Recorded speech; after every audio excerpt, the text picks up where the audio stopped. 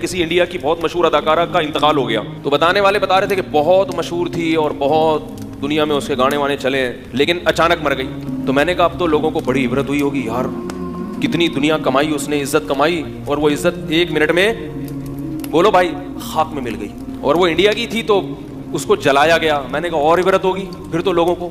اداکارہ ہوگی تو ظاہر ہے خوبصورت بھی ہوگی، اچانک مر گئی، اس کو جلا کے اس کی راکھ بنا دی گئی، تو پھر تو اس کی راکھ کو دیکھ کے لوگوں کو اور زیادہ ہندوؤں کو عبرت ہو گئی ہوگی کہ بھائی یہ انسان کی حقیقت ہے.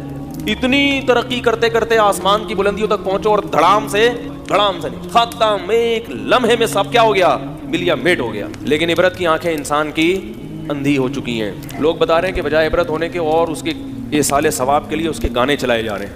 بھائی محترمہ ایسے ناچتی تھیں، ایسے گاتی تھیں، یہ ان کی مشہور فلمیں ہیں، اس سے اس کی راکھ کو کوئی فائدہ ہوگا؟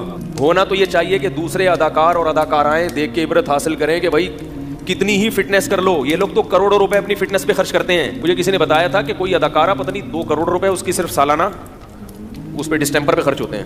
2 کروڑ یا پتہ نہیں 1 کروڑ ڈسٹمپر پہ، میک اپ پہ، یعنی کہ بھائی دیکھنے میں کیا نظر آئے، اٹریکٹیو.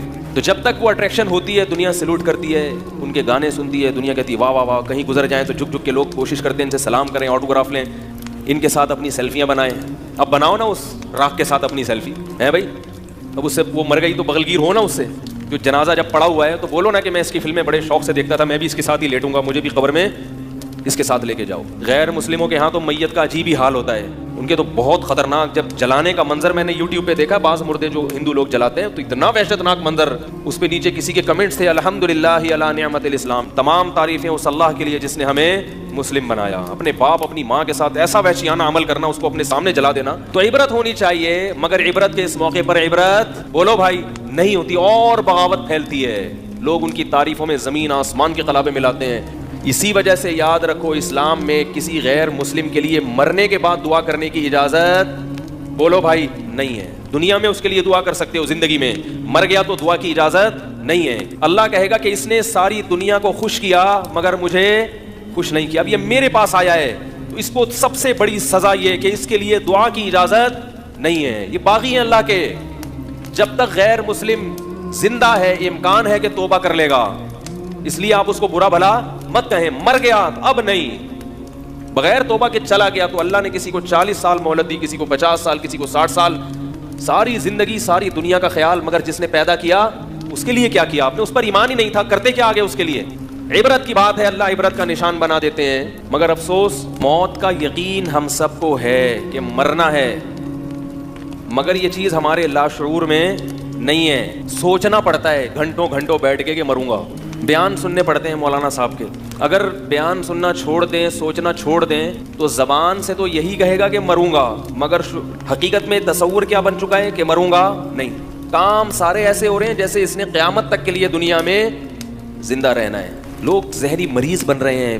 50 سال کی عمر میں بھی دولت کے بارے میں سوچ کے ہائے پیسہ نہیں ہے، ہائے پیسہ نہیں ہے، ہائے پیسہ نہیں ہے. اور جن کے دلوں میں اللہ موت کو مستحضر کر دیتے ہیں ان کی سب سے بڑی مزے کی زندگی کیا کہ وہ ٹینشن فری. کھا لیا ٹھیک ہے، نہیں ہے کوئی بات نہیں. جانا کہاں ہے؟ قبر میں جانا ہے. نہیں ملے گا تو مر ہی جائیں گے نا، تو مل جائے گا تو نہیں مریں گے.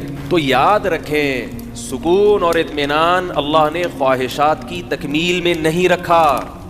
سکون اس میں رکھا ہے کہ جتنا مل رہا ہے اس کو اپنی ضرورت سے زیادہ سمجھیں اور یہ یقین کر لیں کہ میں اس کا بھی مستحق نہیں ہوں. سفر میں اتنی چیزوں کی ضرورت نہیں ہوتی، یہ مجھے میری ضرورت سے زیادہ مل رہا ہے. ورنہ سفر ہے، جا رہے ہیں آگے قبر میں جانا ہے تو اتنے 3 ٹائم کھانے کی ضرورت ہی نہیں ہے بھائی.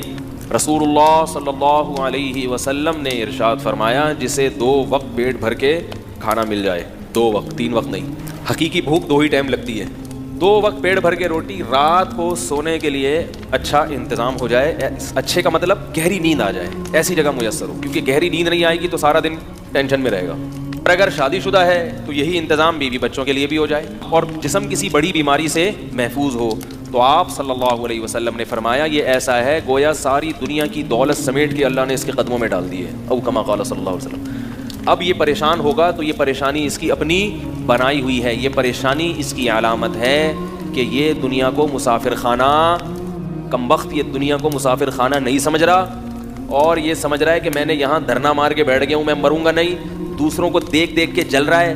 ہائے وہ تو اتنی بڑی گاڑی خرید لی، ہائے وہ تو یہ بھی کھا رہا ہے، ہائے اس نے تو 1000 گز کا بنگلہ بنا لیا، ہائے وہ تو امریکہ نکل گیا، ہائے یہ تو یہ ہو گیا. اللہ کے بندے جہاں بھی نکل جائے آئے گا تو قبرستان میں نا. کتنا آگے جائے گا، واپس ٹرن ہو جائے گا، واپس پیچھے چلا جائے گا. تو جن کو یہ حقیقت سمجھ میں آ گئی نا کہ ایسے ہوگا، انہوں نے شروع ہی سے دنیا سے دل نہیں لگایا. کماؤ ضرور، دل نہ لگاؤ. ایک چیز رکھی جاتی ہے، دل نہیں لگایا جاتا، اور ایک چیز رکھی نہ جائے مگر دل لگا لیا جائے، یا رکھی جائے دل لگا لیا جائے. یہ ٹینشن کی بات ہے. دل صرف کس کو دینا ہے بھائی؟ اللہ کو دینا ہے، جس کے پاس لوٹ کے جانا ہے.